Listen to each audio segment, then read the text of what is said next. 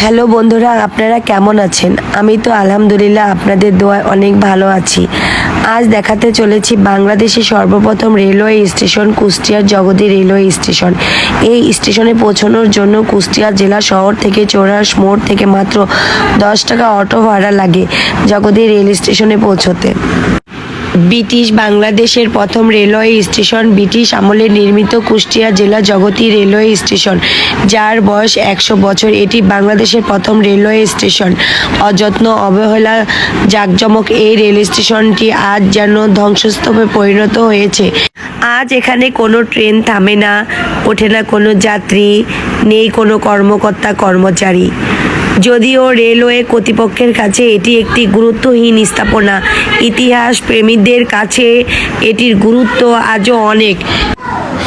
ইতিহাস বলছে 19 শতকের মাঝামাঝি ইংল্যান্ডের বিভিন্ন রেল কোম্পানি ভারতবর্ষে বিভিন্ন এলাকায় ছোট ছোট রেলপথ চালু করতে থাকে।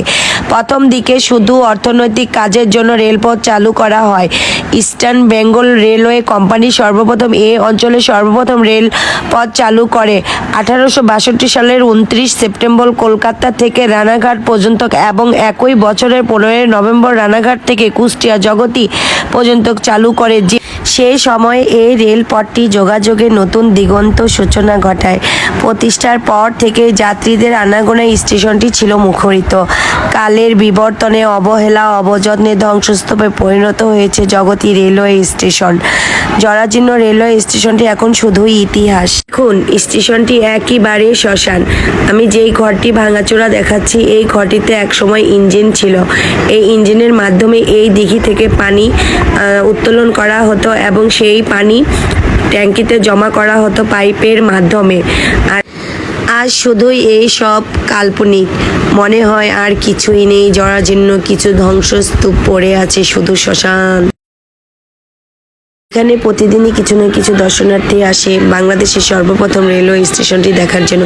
যেই টপটি আপনারা দেখছেন, এটিকে বলা হয় পৃথিবীর সবচেয়ে বড় ফুলের টপ। আসলে এটি ফুলের টপ নয়, এটি হলো সেই ট্যাঙ্কি যেই আমি ইঞ্জিনের ঘরটি দেখালাম, সেই ইঞ্জিনের মাধ্যমে এখানেই পানি উত্তোলন করা হতো এবং এই ট্যাঙ্কি থেকেই ট্রেনের ইঞ্জিনে পানি দেওয়া হতো। আজ দেখুন, স্টেশনটি একেবারে শ্মশান। নেই কোনো মানুষের আনাগোনা। সেই অর্থে এখানে কোনো ট্রেন দাঁড়ায় না, আসে না আর কোনো যাত্রী।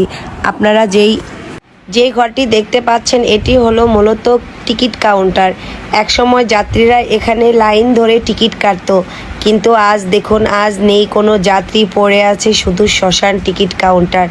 ভাঙা চূড়া জরাজীর্ণ এই ঘরটি এখন শুধুই ভুতুড়ে ঘর হিসাবে পড়ে আছে। এখানে আর কেউ দেখবার মতন আসে না, নেই কোনো পরিচর্যা, শুধু ধ্বংসস্তূপ পড়ে আছে। ভিতরেও তেমন কোনো জিনিসপত্র নেই বললে একেবারে চলে। আর এটি হলো, এখানে মূলত কয়লা মজুত করে রাখা হতো ট্রেনের কাজে ব্যবহারের জন্য। এটি হলো কয়লার